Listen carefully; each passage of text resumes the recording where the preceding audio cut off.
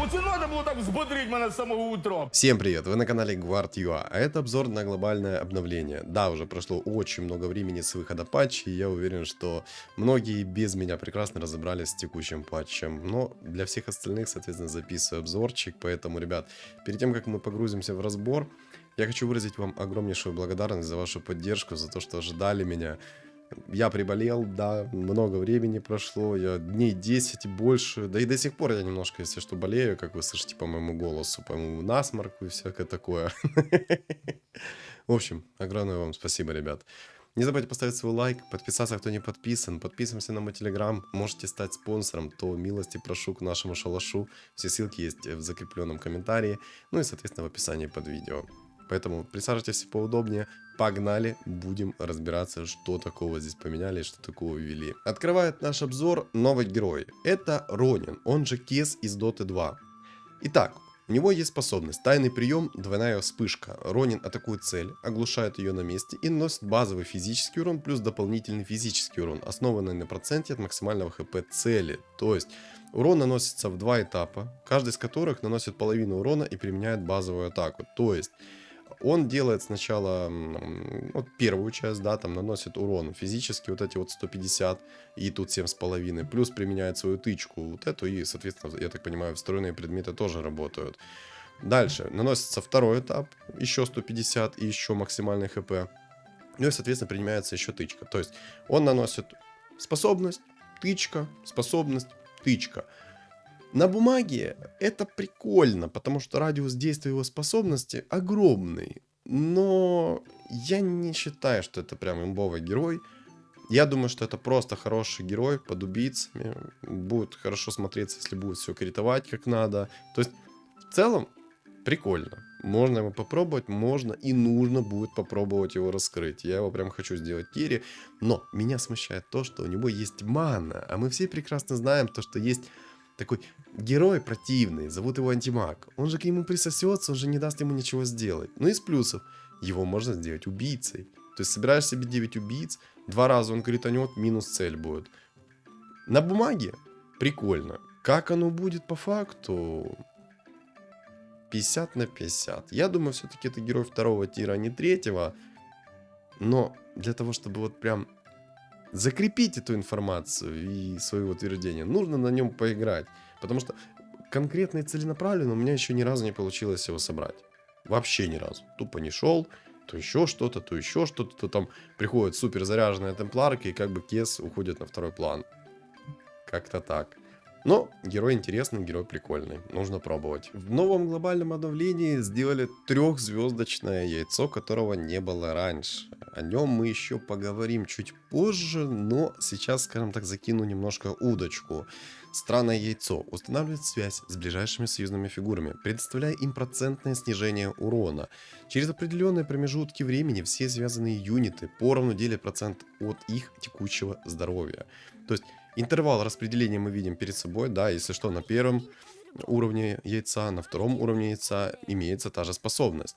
И вот эти вот связанные фигуры, я вот, конечно, не знаю, сколько фигур он там связывает, мне кажется, все, но это слишком сильно, как по мне. Но если что, то поправьте меня в комментариях, чтобы, в принципе, все зрители понимали, как работает это яйцо, потому что у меня еще ни разу не получилось его собрать. И вот, диапазон ссылок, это, так я понимаю, что на кого распределяется вот этот вот баф, процент уменьшения урона. То есть вот такой вот радиус. А радиус перерывания, это, мне кажется, это радиус распределения хпшки. Если что, то в комментариях поправите. И, соответственно, все связанные фигуры, они будут хп свою как бы переливать туда-сюда, как я понял, то есть выравнивать. И, соответственно, все связанные фигуры будут получать процент уменьшения урона. Насколько это имбовое яйцо, о нем нужно будет поговорить чуть позже, потому что там немножко синергию друидов поменяли. И есть стаки, которые дают процент уменьшения урона тоже. То есть это, в принципе, яйцо можно как саппорта собрать, и я уверен, что будет довольно-таки неплохо. Вопрос лишь в том, сколько фигур он задевает. Этого я не знаю, я не пробовал, но механика звучит интересно. Нужно пробовать. Нужно пробовать реализовывать, тестировать. Возможно, вообще можно сделать неубиваемые фигуры, но мне кажется, это сказки. Но Надо будет пробовать. В комментариях, если что, поправите меня. Изменили героя Хан. Теперь он наконец-то находится в 4 тире, там, где ему, в принципе, и место. Но, как по мне, разработчики сделали плохую идею, то, что они его подрезали прям жестко. Они уменьшили ему хпшку, они подрезали его способность прям жесть как сильно. Теперь у него не такие значения, как были раньше. То есть на 3 уровне там было 20%, КД было меньше. Но я считаю, вот это делать не надо было в плане отката. И резать его способность тоже не надо. Но то, что они сделали его в 4 тир, это однозначно да, герой 4 тира, но явно не 5. Изменения коснулись и Агра. Теперь он находится в 3 тире, а не в 1 тире. И у него уникально работает его пассивная способность. Как она работает? На самом деле очень интересно она работает. Рассказываю. Это теперь пассивный баф по области. Вот такая вот область на 2-звездочном герое. И вот такая вот область на 3-звездочном герое. И вы спросите, ну да, область огромная, что теперь? Шанс, соответственно, для того, чтобы откатить способность после активации, равняется 30, 35 и 40%. То есть, если у вас, представим, есть кунка, да, он кастует свой корабль, и с вероятностью 40%, что эта способность снова откатится. То есть будет 0 секунд перезарядки. Но ману не восстановит, как раньше. То есть помните, Ога раньше накидывал там на героя бафчик. И, соответственно, когда кастовался кораблик, еще сразу следующий кораблик оставался. Сейчас он тупо откатывает эту способность. И вам надо будет заново ману набрать для того, чтобы кастануть способность. И этот баф работает по области. Так он еще и скорость атаки увеличит. Но все это работает с некой вероятностью после активации способности вашего героя. Я уже потестировал этого Агра. Я собирал его в 3 звезды. И скажу так, там не 40%. Там огромнейшее количество процентов. Кайфовый герой. Теперь этого героя прям хочется брать в магов, потому что ваши маги там будут кастовать. Ай-яй-яй. И у меня получилось его в 3 звезды собрать. Это машина. Такая машина. Попробуйте как-то это сделать, его в 3 звезды, и сами убедитесь, что это прям мощь. Плюс он еще и как кусок огромного мяса, который имеет почти 4000 хп на секундочку. Ну, как бы, хороший геройчик такой, хороший саппортик. Изменили Берсерка. Ему снова сделали из пассивной способности активную способность. Изменения ради изменений. Но, наверное, в действительности это оправданное изменение, потому что раньше тебя не могли там всякие думы остановить, всякие дизрапторы, твои топоры просто летели, сломя голову куда угодно. Это было очень сильно, работало это и на волшебное зеркало, поэтому я считаю оправданно то, что они сделали ему активную способность. И самое главное, они починили этот гребаный баг, который был раньше, то есть когда полосочка над героем проходила, он просто на месте такой... Надо покастовать. И стоит, кастует на месте свои топорики, ничего не делая при этом. Секунды 2 где-то. Это пофиксили, теперь это работает как надо. Как изначально должно было работать. Все. Вот и изменения в Берсерке. Королева пауков, она же Бруда из Доты 2, ей сделали наоборот. Теперь это не активная способность, а пассивная. Прикольно, да? То есть теперь это работает под сайленсами, под всем остальным работают ее вот эти вот дебафы. Ну, в принципе, приятный бонус. Спасибо. Изменили героя неизвестный ужас. И что ему добавили? Сделали то, что он теперь является гритером. И для того, чтобы теперь в целом собрать гритеров, тебе нужно 2 героя. Зачем это было сделано? Для меня это остается загадкой. Наверное, разработчики такие думают, ну блин, этого героя не берут. А давайте впихнем ему синергию гритеров, чтобы его наконец-то брали. Мы что, зря его вводили? Ну, как бы, да. Зачем? Непонятно. Ну, спасибо. Спасибо, разработчики. Теперь гритеров сложнее собрать. Да. Изменения коснулись синергии. Добавили важную особенность в синергию ведьмаков. То есть не просто в синергию, а просто в особенность. То есть особенность самих ведьмаков. То есть покупаете одного, и вы получаете эту особенность. Что же она делает? В начале битвы фигуры ведьмака будут считаться вражескими демонами. Для чего это сделано? Смотрите. Приведу пример. У противника есть гритеры. Поняли? Да. Но у него нет ни одного демона. Вы ставите себе на стол просто любого ведьмака, и вы ломаете ему синергию гритеров, потому что у него в синергии появится один активный демон, ваш ведьмак. Это прикольная тема на самом деле, теперь нужно будет думать. Но обычно гритеры собираются, естественно, с одним демоном как минимум. То есть это Doom, Грим. То есть демон по-любому должен быть. Но имейте в виду, что это такая небольшая фишечка насчет ведьмаков. Изменили синергию наблюдателей. Теперь синергия наблюдателей первого уровня дает просто плюс одну таргетную цель к вашей таргетной способности. То есть лагуналины будут лететь по двум целям. А когда вы соберете полную синергию наблюдателей второго уровня, то, соответственно, еще будет плюс одна таргетная цель, но тут, к сожалению, не написано, но еще это работает и на предметы, плюс одна цель к предметам, то есть 2 без оружия будет лететь. Но также еще и эффекты суммируются, то есть если при активации первого уровня синергии наблюдателя летело 2 лагуны, то при активации второго уровня синергии будет лететь 3 лагуны, плюс еще один таргетный предмет. То есть если при активации наблюдателя первого уровня, то будет лететь один предмет всего лишь, то есть один обезоружен. На втором уровне будет уже 2 обезоружия лететь по 2 целям. Ну и также касается догона и всех остальных таргетных предметов. А вот на навык это работает, соответственно, по-другому. У вас будет на первом уровне по 2 целям лететь, на втором уровне по 3 целям лететь. Прикольно сделали. Ранее я говорил, что мы еще вернемся к супер странному яйцу, и вот мы возвращаемся. Изменили синергию друидов. И самый главный минус, который я заметил, это для того, чтобы теперь собрать друидов, вам их нужно обязательно выставлять на стол. То есть, если вы хотите заабузить инчу себе по цене продажи, да, там, взять инвестицию в лучшее будущее, то вам нужно выставить обязательно 2 друидов на стол, чтобы собрать эту инчу. То есть, ставите инчу, фуриона и собираете. Тупизм конкретный. Зачем разработчики так сделали, в душе не чаю, поэтому бред полнейший.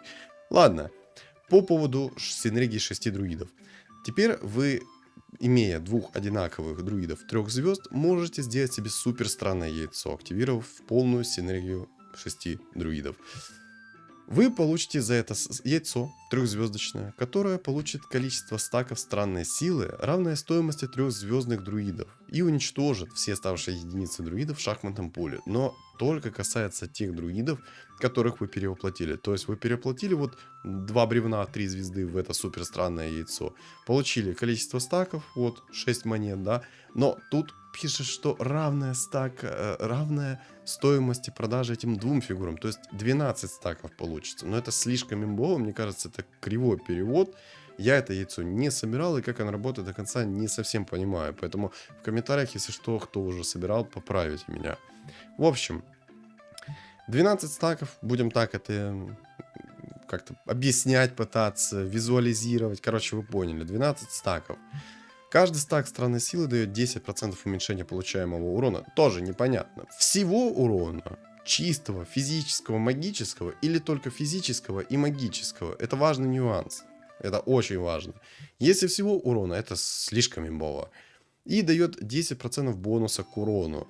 То есть плюс 120% вы получаете. То есть 120% получаемого урона уменьшения вы получаете и 120 бонуса к урону. То есть это имба, это неубиваемое тогда становится, хрень какая-то. Но этот эффект только распространяется на союзных друидов.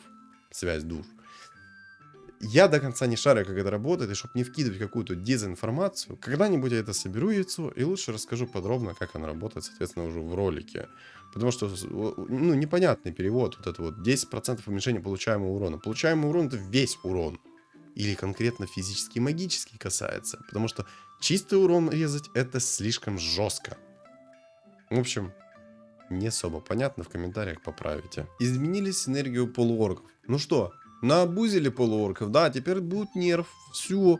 Раньше на 2 секунды станили полуорки, теперь на 1 секунду. Жесткий нерв, я считаю, но оправданный, потому что в действительности полуорки могли держать тебя в вечном стане. На 1 секунду это в принципе норм. Изменили предметы, а также добавили новый предмет. Самое главное изменение — это то, что теперь клевер работает на синергию эльфов и работает на синергию убийц. Насколько жестко работает, вот это вот нужно будет еще тестировать и узнавать. Добавили новый предмет — кулон магии. Теперь весь наносимый урон героям конвертируется в магический. И, соответственно, усиление посохов 3-го тира работает на это. Поэтому раскрывает множество новых возможностей. Кого-то можно покерить будет, сделать его магами и тому подобное. То есть прикольный предмет, нужно будет его тестировать, пробовать, реализовывать. Думаю, много чего интересного можно будет сделать. Там берсерка керри, горного вождя сделать с магическим уроном. То есть темпларку можно сделать будет с магическим уроном. Короче, прикольно. Можно будет пробовать и тестировать. Добавили новую реликвию. Это божественный дар. В этой игре вы получите все таланты. Даже если вы там какие-то таланты пропустили и тому подобное, то при активации этой реликвии все таланты активируются. Работает реликвия до конца, соответственно, игры. Обалденная реликвия, считаю. Must-have реликвия. 10 из 10 я ставлю. Я даже считаю, что она ультра-имбовая на всех стадиях игры. И убрали, соответственно, еще 4 реликвии. Это сумка Пандамена, реликвия яиц, шлем Ареса и жезл Киры. Ну, все это из-за того, что появились таланты. Там они друг другу перечат, поэтому поубирали их. И сделали то, что вы теперь можете выбрать. Ну, если вам реликвии не подходят, то, соответственно, вы можете выбрать деньги. От 10 до 15 монет получить. То есть вам реликвия какие-то упали говняные, вы такие, да, ну хрен с ним, хочу деньги взять. Берете деньги за реликвию. Ну, вместо реликвии, вот так вот можно сказать. Соответственно, как выглядят таланты. Таланты выбираются на 5, 15, 25 и 35 раунде. Я думаю, в дальнейшем они все-таки будут еще какие-то обновления выпускать и добавлять таланты какие-то. Ну, или корректировать таланты. Ну, в общем. Талант на 5 раунде. Вы получаете за победу плюс 1 золото, и либо же резерв. За поражение получаете плюс 1 золото. То есть, если у вас хороший стол сильный, мы берем реликвию плюс 1 золото. Если вы играете через лустрик, то, соответственно, берем плюс 1 золото за поражение. Все зависит от стадии игры. Ну, не от стадии игры, а от того, как вы играете, что у вас за стол и тому подобное. Потому что, по сути, вот этот вот резерв можно использовать чуть ли не до 20 плюс раунда, а дальше уже выставлять свой стол.